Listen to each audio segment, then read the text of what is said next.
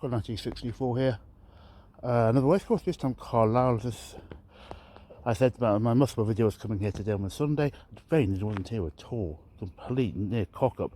I forgot the clock's out for today, and as I said in my Muswell video, I said I was going to a boys games club yesterday, which is why I didn't go to a council meeting.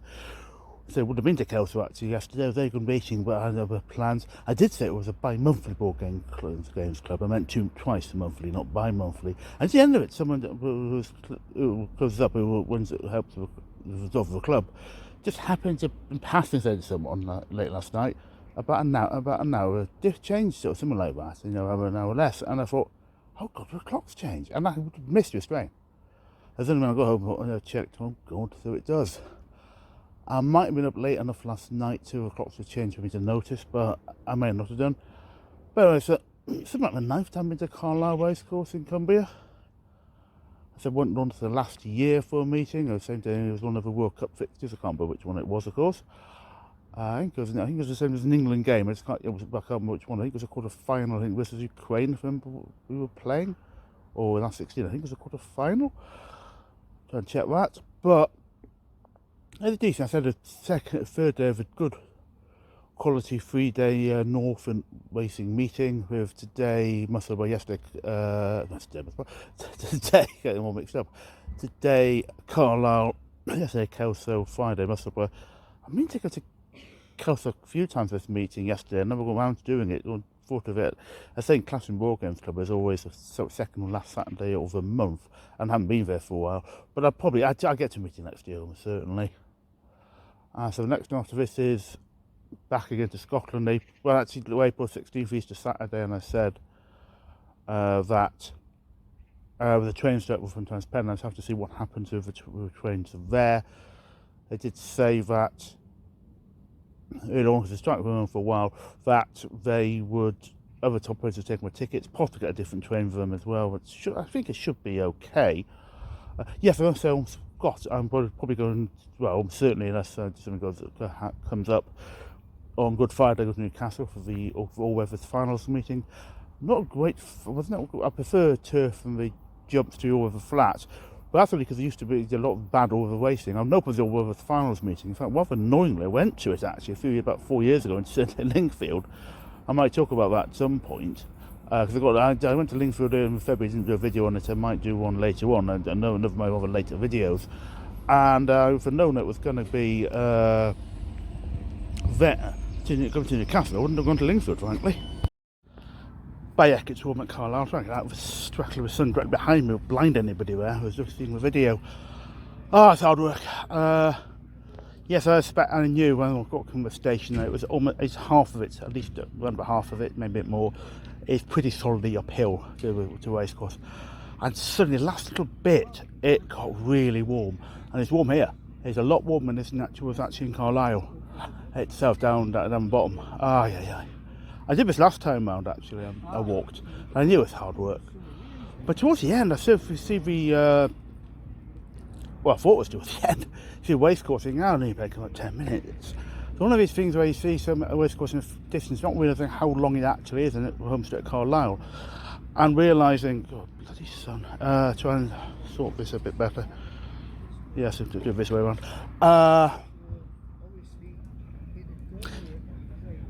Brain has gone completely. I had a pint already at 3 miles from London pub, very nice pub. I did in about 25 minutes. It's a bit quicker than I wanted, but had to just get to the first race, so maybe by a few minutes. It is really, I think it's a very uphill walk here indeed. Has I got that sign? Now, there's a sign. I'll actually have to switch this video off actually and turn the camera around into this. And I think, I'm not sure this is actually right. I'm not convinced. I may have another look at it. But actually, if you're correct about this, and I might just have a look back and just see the times of races and what. But I'm not sure Carlisle are correct about it at all. And I think maybe Newmarket was the first racecourse. It's a bit confusing. And there's a suspicion. The only person I think were first were Carlisle. I'm not sure if they started first, maybe, but whether they even had the coat here at all on that day. The first race, although that quite simply was a 3-winner race, I didn't find, and I thought it was quite close to your favourite and second favourite and the third horse, so I thought no hope. And easy win for whoever it was, I have to look up, won that first race. Impressive performance. I the only one at Kilbeggan, and like horse one at a stiff track, and that's frankly not Kilbeggan, but the favourite is the only one that was soft, and it's between sort of good to soft to good. I might be outright good ground by now, I'm not sure. We're doing some watering. I say it's a very warm day. There's a breeze actually hit now, which is rather a relief. And I've been walking uphill way up to Brighton Racecourse. I was doing something in Brighton in 2018 for a few days. I was something I didn't have to do in the afternoon particularly importantly, so I went to a racecourse, which is I think overpriced. Terrible meeting. £25 on the day. In fact, I could realise it was £25 just popping up on the day, because I didn't really want to get an early ticket because I wasn't sure I could make the meeting. I wouldn't have bothered really, but I got to the top of the hill. It was even more really uphill, and thankfully there was a breeze then because it was very warm in September, in fact. And Hexham's also massively uphill. There's the three I think I've walked the most uphill of it are Carlisle, Hexham, and Brighton. I was supposed to be a racecourse bus. Allegedly, Carlisle's website says there's the Weays, WEAYS bus company. It have a link to a bus timetable, which used to exist. Now, not surprisingly, doing COVID was really taking off. The bus just was taken off. But of course, I was still closed doors anyway. But I think last year bus wasn't on. But the link on Carlisle's Racecourse website was linked to Weays bus company service doesn't just need to show homepage now. And I'm not sure the bus actually exists. It's a bit unprofessional from Carlisle. There's a bus that doesn't exist. And I certainly the nearest bus only have to stay for a 25-minute walk, so what's the point? So there's no point, may as well walk. I don't really fancy paying for a taxi, to be honest, unless someone else is paying.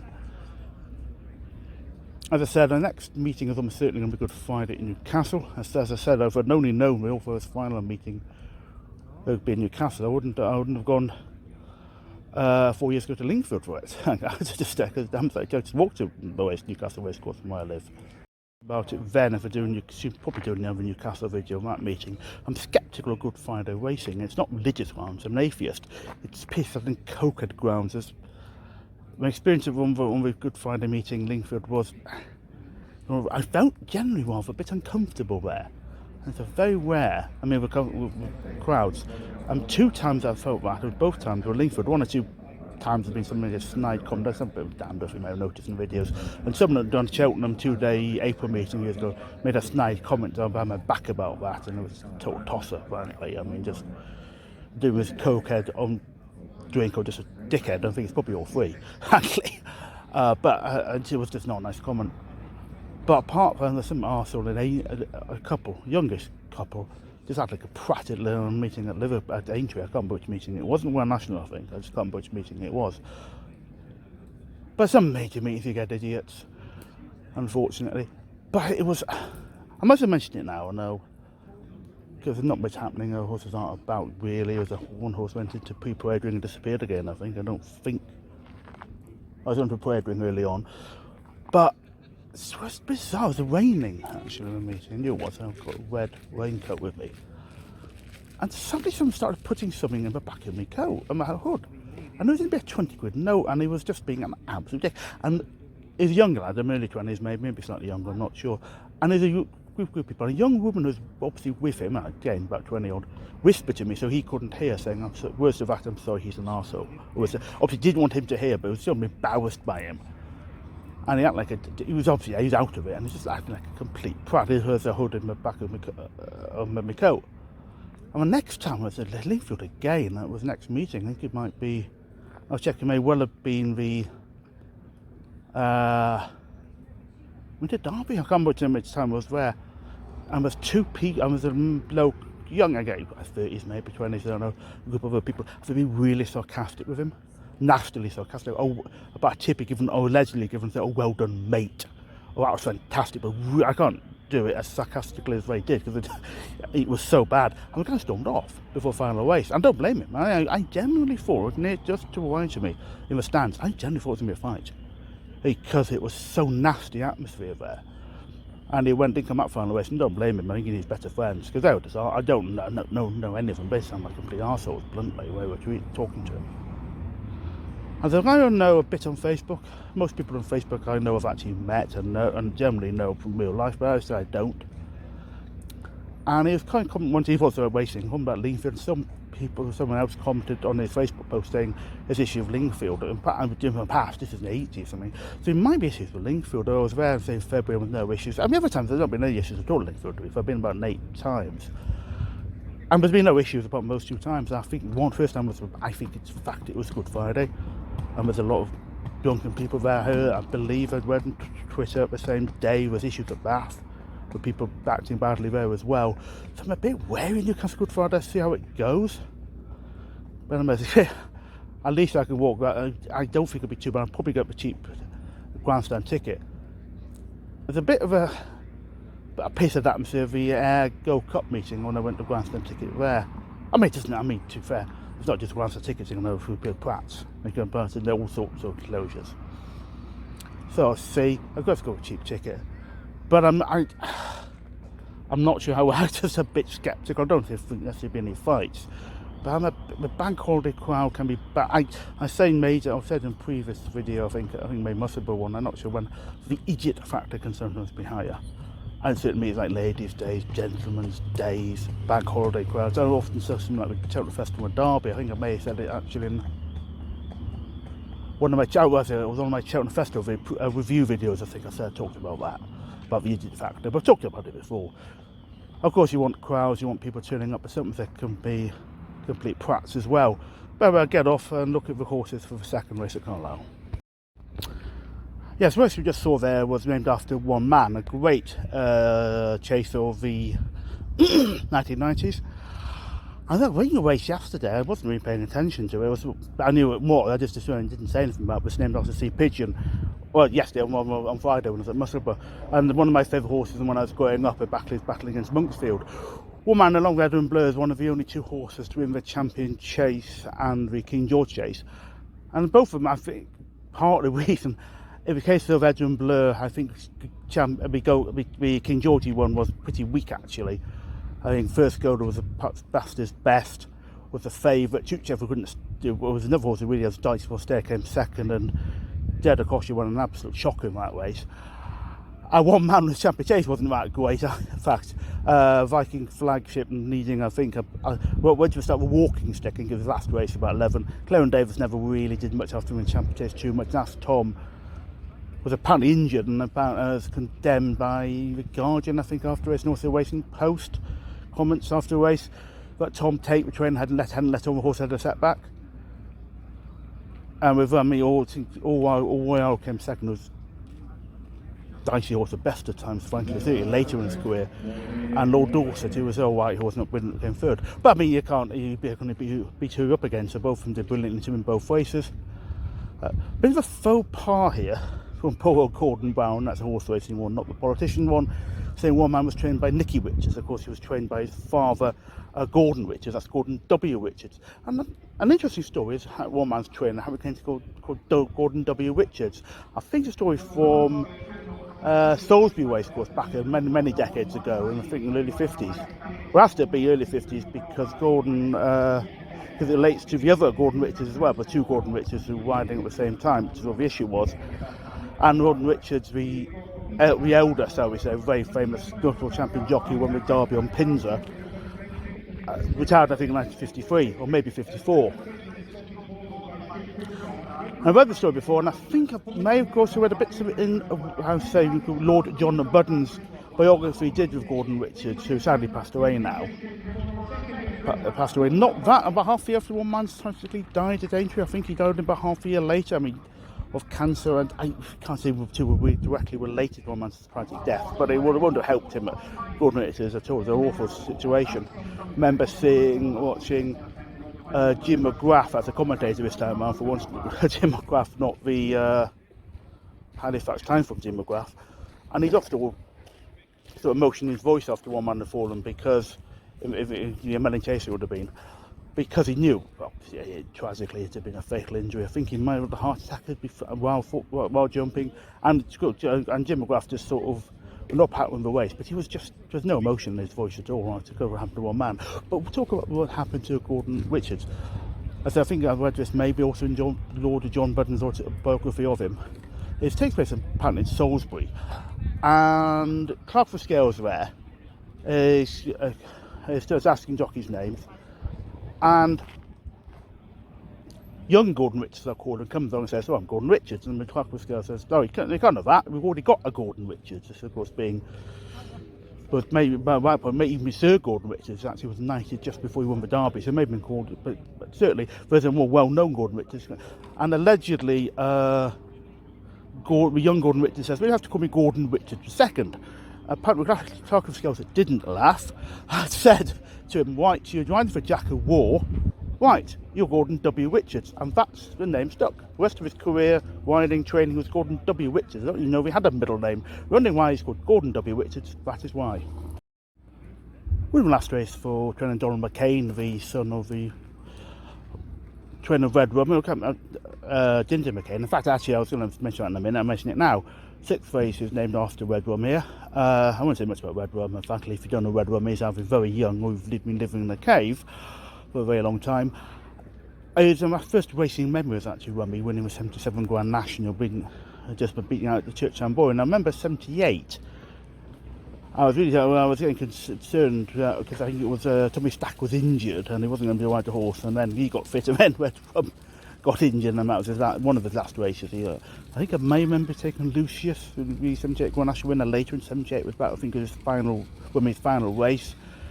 The Armatures I've read, I'm probably right, he may one of them the Grand National 78 as well, have been fit, as he won the beat because that big Garlic Easel and the Garlic, of course his handicaps are always things can change a year, but Garlic was quite close to winning in 78. But here, John, it's 147th winner, was mentioned by Gordon Brown. He was doing the MC work this time round. At Musselburgh, he was doing the sort of front of house, sort of chatting to people. I don't know what he did, because there's a guy who wrote out who's called Robert, was doing the MC work at Musselburgh. Gordon Brown was there. I don't quite know. I hear him look away some TV, but I don't think he was in that capacity there. But yeah, I'll say, you're saying 147th winner. I was stunned. What? Because I remember that last I knew John McCain was struggling as a trainer, and I just looked at the results here, and he was right. In fact, 3 previous seasons only 60 winners. This year's 147, a massive return to form.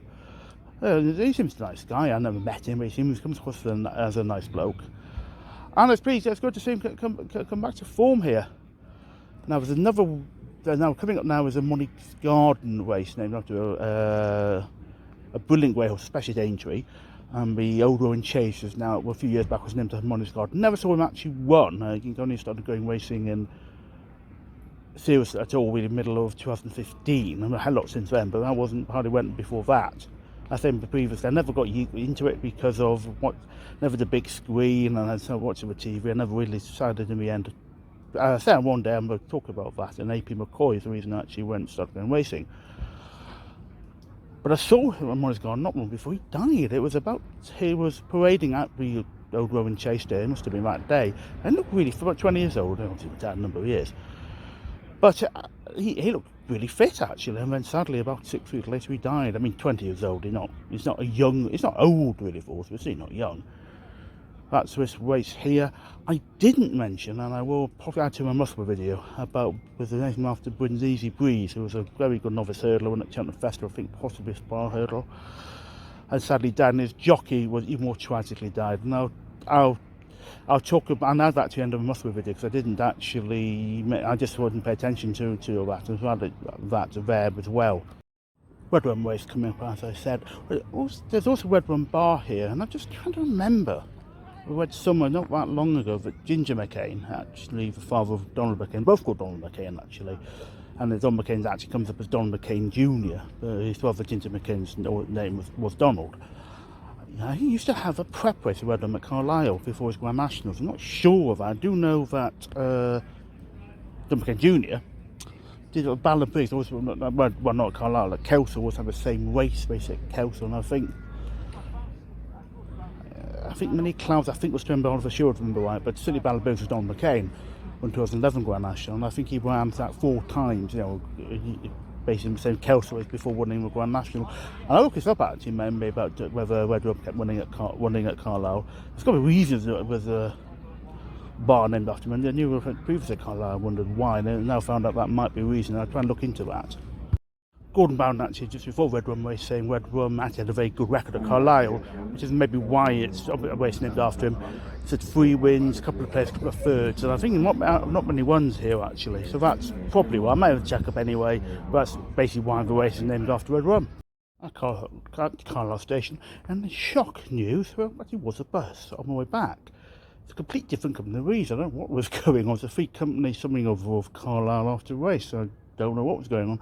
Well, handy really, because I was thinking, well, I didn't have time to walk to the train, but I didn't think I might sell in time for a pint. I mean, in a bit of a push at the King's Head Inn, and I did wonder if I'd drunk there before, and I had 2 times previous, 2 previous visits to Carlisle. I didn't know the name of the pub. I think I probably remember it now. And I still have a pint, but that's the end of, well, hopefully, you can have Carlisle to Newcastle. Should be, but yes, and then it would be the Good Friday meeting, which I'm a bit, as I say, Newcastle I'm a little sceptical about.